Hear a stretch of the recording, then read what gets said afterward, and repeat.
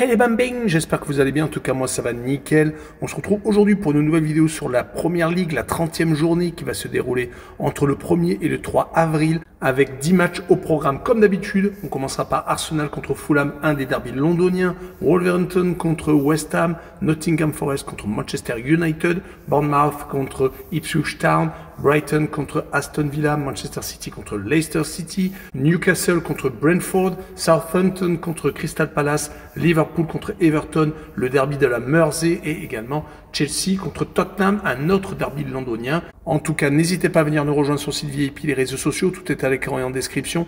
N'hésitez surtout pas à mettre vos pronostics, vos critiques positives, négatives, votre petit pouce qui va bien pour faire monter la vidéo le plus haut possible. Et n'oubliez surtout pas de rejoindre la communauté qui est en train de tutoyer les 19 500. Merci encore. On jette un coup d'œil au classement où Liverpool est en tête et caracole même en tête avec 70 points. Deuxième Arsenal avec 58, donc 12 points de retard.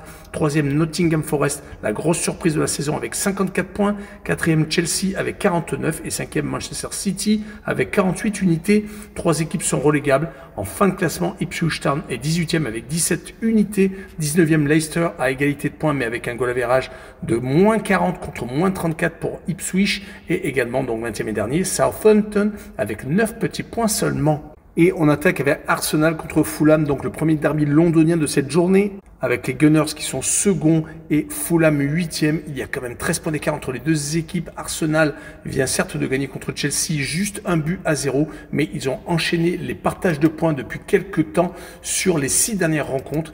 Il s'était incliné d'entrée de jeu contre West Ham, puis avait enchaîné des partages de points contre Nottingham Forest, contre Manchester United en Première Ligue, un match nul contre le PSV Eindhoven en Champions League. Mais comme ils avaient gagné 7-1 aux Pays-Bas, ils se sont donc largement qualifiés pour les quarts de finale où ils vont rencontrer le Real Madrid le 8 avril.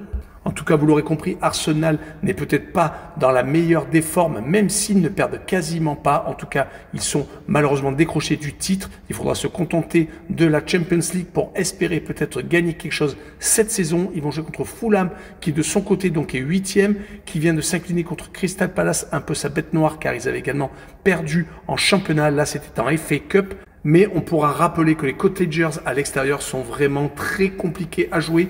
4 victoires, 1 nul qui leur a permis de se qualifier au penalty contre Manchester United en FA Cup et une seule défaite, mais c'était lors du dernier déplacement à Brighton. Mais vu que sur les 3 dernières confrontations, Fulham n'a pas perdu et a fait 2 matchs nuls et une victoire à la maison contre les Gunners le 31 décembre 2023, je verrai à un but partout avec les deux équipes qui marquent et une cote à 2,36. Et on enchaîne avec Wolverhampton contre West Ham, le 16e qui se déplace chez le 17e. Il y a 8 points d'écart entre les deux formations, mais elles sont quand même assez éloignées de la zone rouge, avec 9 points d'avance pour Wolverhampton et 17 points pour West Ham. Mais quand on voit les derniers résultats, Wolverhampton a réussi à se sauver car ils ont réussi à s'imposer lors des 2 derniers déplacements à Bournemouth et à Southampton. Mais là où le bas blesse, c'est qu'à domicile, ils n'ont gagné qu'une seule fois sur les 5 dernières réceptions, s'inclinant contre Arsenal, Nottingham et Fulham, accrochant Everton et ne gagnant qu'une seule fois, mais c'était contre Aston Villa. Ils vont jouer contre une équipe de West Ham qui de son côté vient d'accrocher un match nul à Everton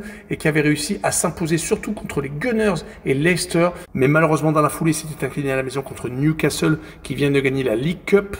Donc vous l'aurez compris, c'est des résultats en dents de scie qui les mettent en deuxième partie de tableau. Sur cette rencontre, je verrai un match nul, un but partout encore avec le Away No Bet et le match nul remboursé 6 victoires de West Ham à l'extérieur et une cote à 2,12. Le match suivant sera très intéressant à voir entre Nottingham Forest et Manchester United. Nottingham est la grosse surprise de cette saison car ils sont pour le podium pour l'instant avec tout de même 5 points d'avance sur Chelsea et 6 sur Manchester City, qu'ils ont d'ailleurs battu le 8 mars 1-0. Ils avaient enchaîné par une victoire à Ipswich Town. Ils sont encore qualifiés en FA Cup car ils viennent de gagner au penalty à Brighton. On rappellera également qu'ils ont fait un 0-0 contre les Gunners le 26 février. Donc vous l'aurez compris, ils sont vraiment très en forme. Ils vont jouer contre une équipe de Manchester United qui vient de gagner ses 2 derniers matchs en Ligue Europa, se qualifiant pour les quarts de finale sortant le club espagnol de la Real Sociedad. Et ils viennent de gagner 3-0 contre Leicester qui est actuellement relégable et avant-dernier.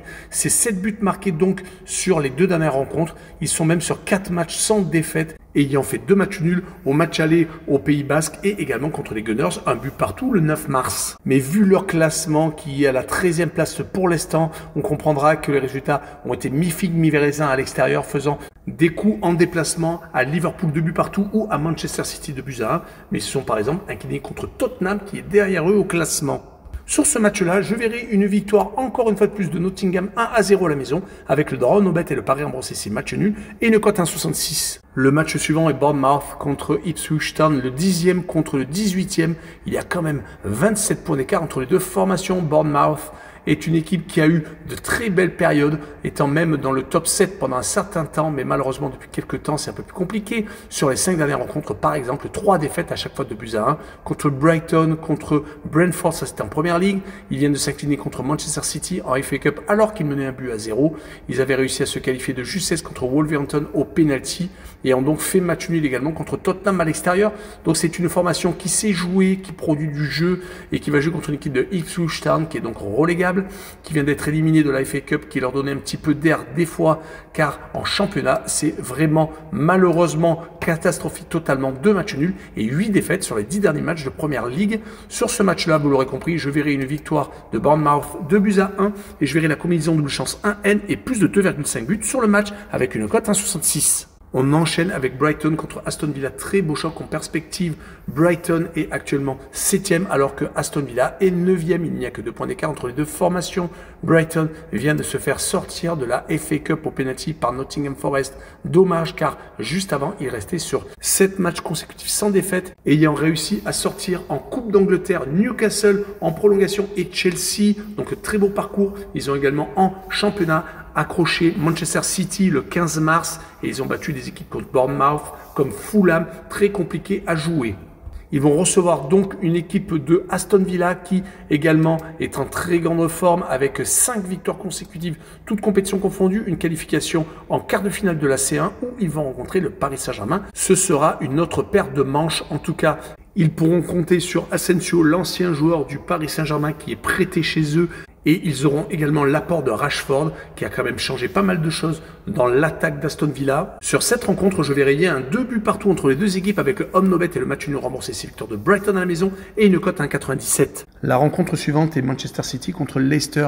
Les Citizens viennent de s'imposer à Bournemouth, gagnant 2 buts à 1 en FA Cup. Ça leur permet encore d'avoir un objectif cette saison, car pour le titre, c'est fini. Ils peuvent encore se qualifier pour la Ligue des Champions la saison prochaine, ce qui est un objectif prioritaire pour les hommes de Guardiola, mais ils sont pour l'instant 5e et sont donc barragistes. Si on prend les derniers résultats en première ligue, ils ont gagné à 2 reprises, ont perdu quand même 2 fois contre Liverpool et Nottingham Forest et ont fait match contre Brighton.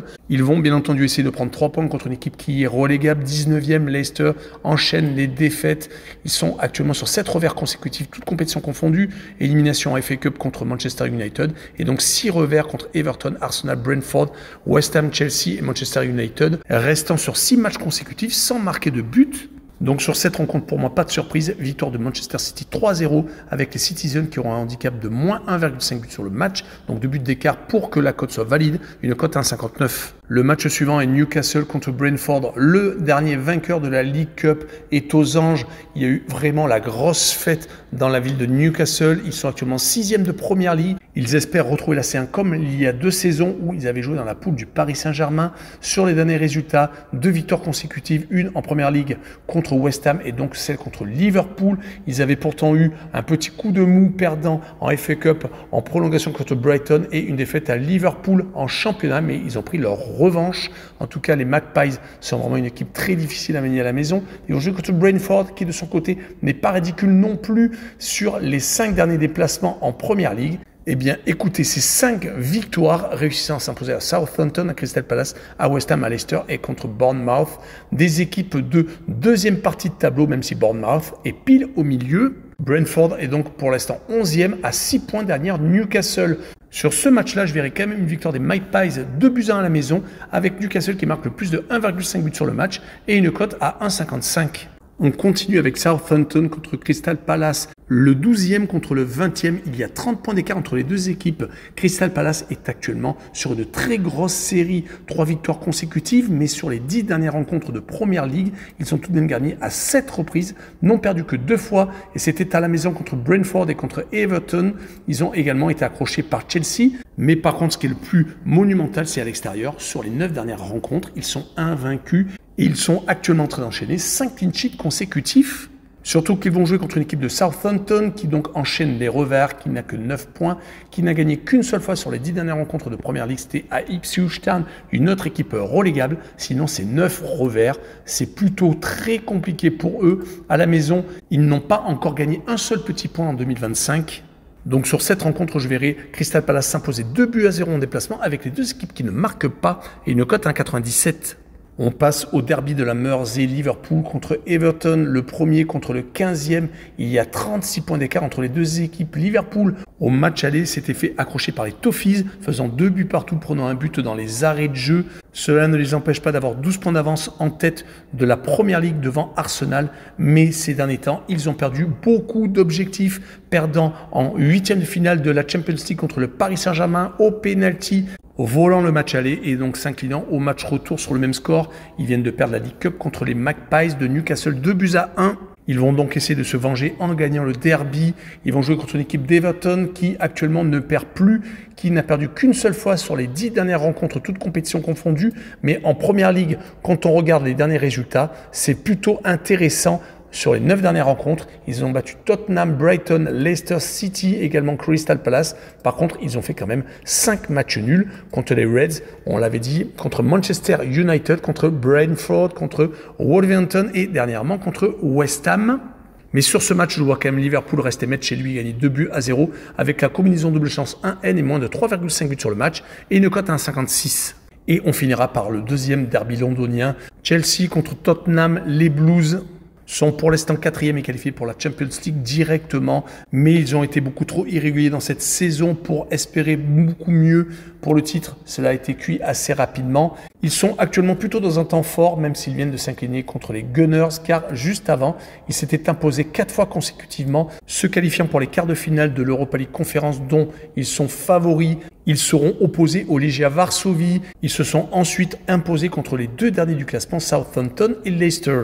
Ils vont jouer contre des Hotspurs qui sont donc 14e, mais qui sont à 17 points de la zone de relégation, mais qui sont malheureusement beaucoup trop loin pour se qualifier pour une Coupe d'Europe. 14 points par exemple du 5e Manchester City. Ils sont sur des résultats mi-figue, mi-raisin. Une seule victoire contre la AZ Alkmaar qui leur a permis de se qualifier pour les quarts de finale de l'Europa League. Mais sinon, c'est quand même 3 défaites contre City et contre Fulham, contre les Néerlandais au match aller. Et ils n'ont accroché qu'un petit match nul contre Bournemouth. Donc Tottenham est tout de même sur une saison assez loupée, même s'ils peuvent encore espérer gagner un titre avec l'Europa League. Mais ils seront opposés à Francfort. Sur ce match-là, je verrai une victoire 2-1 des Blues avec le moins de 3,5 buts sur le match et une cote à 1,79. Voilà, on en a fini avec cette vidéo. N'hésitez pas à venir les rejoindre. Ciao les bang bang!